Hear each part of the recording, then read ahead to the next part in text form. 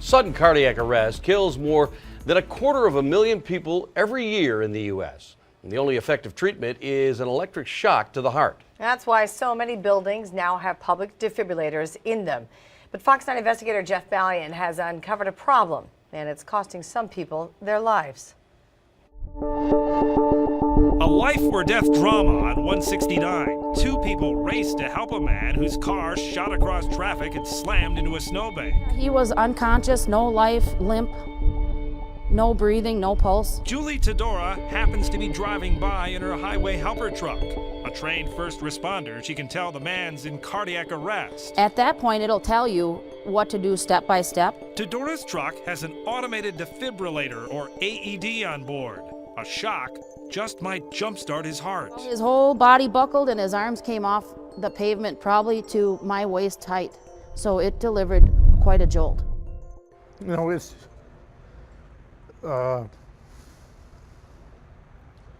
unbelievable. Steve Smith is one of the luckiest, I was dead for 9 minutes. most grateful guys 11 days later, I got to walk my daughter down the aisle. you'll ever meet. I would have never made it if it wasn't for that device. Now imagine you're in a position to help someone like Steve. You grab the nearest AED, maybe it's in a mall, a courthouse, or school. You get to that critical moment of pushing the button to deliver a life-saving shock, and then... Instead of charging and delivering a shock, I got the command change batteries. No juice, no jolt. It's a rather sinking feeling. Luckily, Coon Rapids fireman Greg Lacheski had a backup device which saved the man's life. It was like a roller coaster ride. Recently, there was another case of an AED breakdown in Minnesota. They must have just felt terrible. This time, the person didn't make it. And do we know why? We're assuming that it was due to a battery malfunction or not being charged. How frequently does this happen? The chances that I had for saving this guy were fading away with every single minute that defibrillator did not work. Arizona Dr. Larry DeLuca was on vacation when he came to the aid of a man whose heart suddenly stopped. He grabbed the nearest AED. Nothing. The man later died. After that awful experience, DeLuca did some investigating. He found nationwide nearly 1,200 deaths in a 15-year span connected to AED malfunctions. What we found in the data was that there were pretty much every defibrillator manufacturer was represented in terms of these unexpected shutdowns. Many of the problems had to do with their batteries. The typical shelf life is 4 years. Both the batteries and the pads have expiration dates. In some cases, they are different dates. People forget about that. They buy an AED, put it in their home, a church, or some other place, and lose track of time. Without somebody checking it frequently or having some type of a reminder to check it, they get ignored. Many models have an indicator to let you know if it's in working order. Here at Fox 9, there's an AED near the lobby. I've never paid any attention to it before.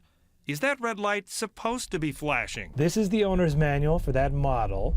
If the indicator flashes green, the AED and battery pack are functioning properly. If the indicator flashes red, there is a problem. The station had it fixed right away.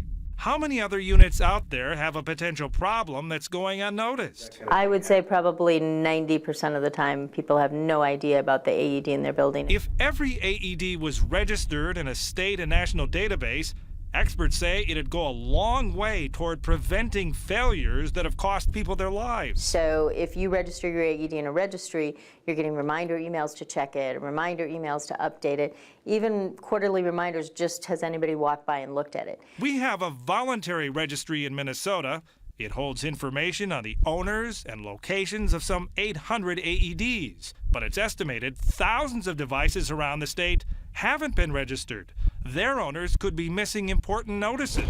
Remember that malfunction in Coon Rapids? In the time that I needed it for cardiac arrest, it failed me. There was a nationwide recall of that model after the incident. Owners of that device who were in the registry were alerted to the recall. The others? That's anybody's guess. All right, tell me exactly what happened. When this girl collapsed outside her classroom in Texas, the staff knew exactly where to find the school's AED. That shock got her heart working again before she suffered any brain damage. All right, is there an AED available? But sometimes 911 callers have no clue if there's a defibrillator nearby. We could be doing CPR just around the corner, and on the other side of the wall there sits an AED. That's another reason why a registry is considered so vital. Allina Health links its emergency dispatch system to the registry. All right, the machine will tell you what to do. If they get a cardiac arrest call, the system automatically sends a notice to the owner of the nearest AED to bring it to the caller's location. Every minute that passes without a shock cuts a person's chance of survival by 10%. It's so simple to use it. Steve Smith is alive today because there was a fully functional AED close by when his heart needed it. I could not imagine explaining to somebody's wife, hey, your husband died because we don't have a defibrillator or the batteries are dead. Could you imagine making that statement? The good news is there's something you can do to make a difference. If you see an AED at work or out in public, ask if it's been registered. Registration is simple and it's free. We've set up a link on myfox9.com that shows you how to do it. I'm Fox 9 investigator Jeff Ballion. Also on our website, we have a link to a video that demonstrates how a bystander can use an AED. It's really a lot easier than you might think. Check it out. You never know when you might have to save a life.